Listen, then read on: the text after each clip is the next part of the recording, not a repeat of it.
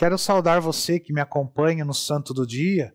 Hoje, dia 28 de novembro, a igreja celebra a memória litúrgica de Santa Catarina de Labourié. Catarina de Labourié, a vidente de Nossa Senhora, a quem se deve a existência da medalha milagrosa, ela nasceu no seio de uma numerosa família de camponeses na França. A sua mãe morreu quando ela contava ainda 9 anos de idade. Foi quando a menina tomou a bem-aventurada Virgem Maria por mãe e protetora. Piedosa desde a mais tenra infância, Catarina jejuava 2 vezes por semana, não obstante as tarefas domésticas fatigantes que realizava na fazenda do seu pai. Além disso, participava diariamente da Santa Missa na Capela das Irmãs da Caridade, a 1,5 km da sua casa. Havendo tomado a decisão de entrar para a vida religiosa, Catarina, ela negou 2 propostas de casamento, e seu pai, esperando desencorajar a filha, mandou-a viver com um irmão, que conduzia um restaurante em Paris, onde ela, obedientemente, servia as mesas. As circunstâncias, ao fim, permitiram que ela entrasse para a Ordem das Irmãs da Caridade na Rua do Pac, em Paris, e foi ali que se cumpriu a sua vocação.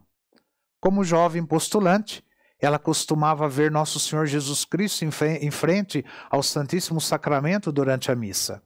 E por 3 vezes teve visões místicas e simbólicas de São Vicente de Paulo sobre o relicário que continha o seu coração incorrupto, conservado na capela da casa, se deram todas as suas visões. Sem dúvida, a mais extraordinária eram as que envolviam a Virgem Maria. Em 27 de novembro de 1830, a Virgem Maria apareceu a ela na capela do convento e lhe pediu que cunhasse a medalha de acordo com o que ela estava vendo na aparição. Esta alma privilegiada reportou tais visões apenas à sua superiora e ao seu diretor espiritual.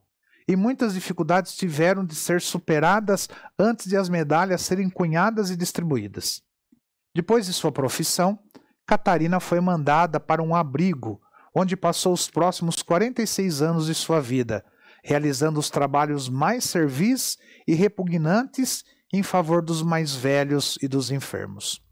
Suas irmãs de congregação sabiam todas que uma no meio delas era a aclamada vidente da medalha milagrosa, mas a identidade de Catarina só foi revelada no seu leito de morte.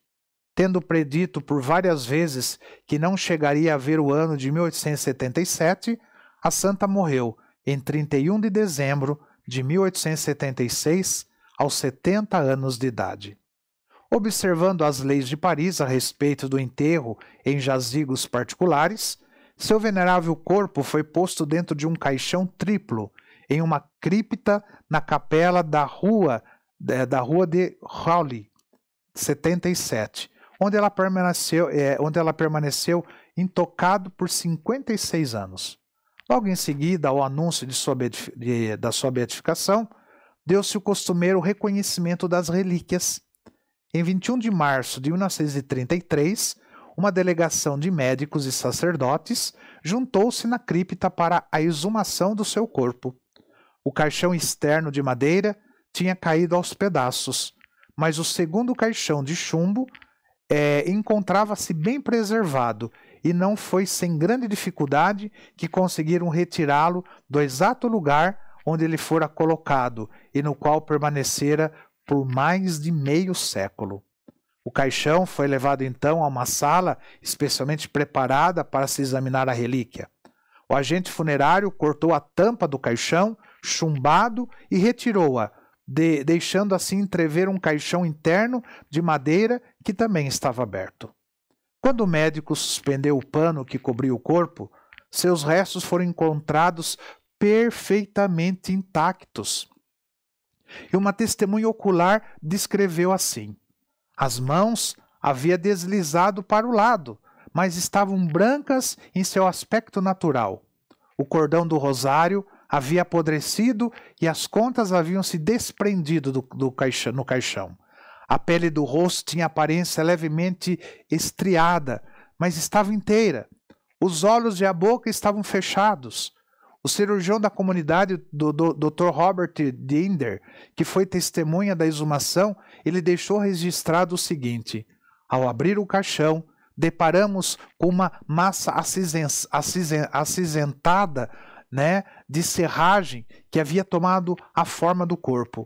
Nessa superfície havia algumas evidências de mofo, mas nenhuma decomposição, apenas um odor levemente azedo.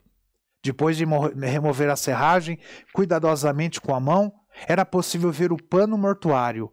Ele encontrava-se intacto, levemente úmido e podia ser facilmente retirado. Limpo o corpo, tinha aparência perfeitamente preservada e em roupas que haviam mantido sua coloração e consistência normal. As cornetas do hábito da religiosa haviam ficado sobre o seu rosto, e isso, junto com o peso do pano mortuário e da serragem, fez achatar-lhe o nariz. As mãos e o rosto tinham uma cor rosada com leves tons de marrom, mas também estavam intactos.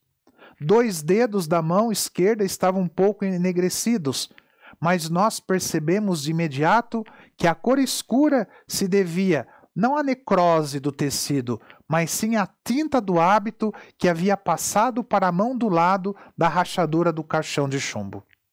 Havendo apurado esses fatos, colocamos o pano de volta e fechamos o caixão para o translado do corpo. Após esse rápido exame, o corpo da santa foi transferido em procissão solene para a casa principal das irmãs, onde foi recebido pelas irmãs noviças e postulantes de sua ordem, bem como pelos padres e noviços lazaristas. O caixão de chumbo, coberto com um tecido branco de seda, no qual iam bordadas em ambos os lados imagens da medalha milagrosa, abria caminho no meio aos filhos e filhas de São Vicente de Paulo. No dia seguinte, na presença de várias testemunhas, inclusive do cardeal e do cônego, que era o promotor da fé na congregação dos santos, o corpo foi mais uma vez desvelado em outra sala especialmente preparada para isso. O corpo da santa foi colocado depois na capela da casa principal, sob o altar lateral de Nossa Senhora do Sol, onde repousa até hoje atrás de uma cobertura de vidro. As mãos erguidas e entrelaçadas com o rosário, somente aquelas mãos são feitas de cera, porque as mãos incorruptas da santa, que foram amputadas, são mantidas em um relicário especial, conservado agora no claustro das noviças na casa principal. O coração da santa também foi colocado em um relicário especial, rica e reverentemente adornado, na capela da Rua de Rouly, onde a santa havia rezado com tanta frequência enquanto cumpria os seus deveres de Estado. Santa Catarina foi beatificada pelo Papa Pio XI em 1933 e canonizada em 27 de julho de 1947 pelo Papa Pio XII. Sua memória litúrgica é celebrada no dia 28 de novembro, um dia após a festa da Medalha Milagrosa. Santa Catarina de Labourié, rogai por nós. Que o Senhor te abençoe, em nome do Pai, do Filho e do Espírito Santo. Amém.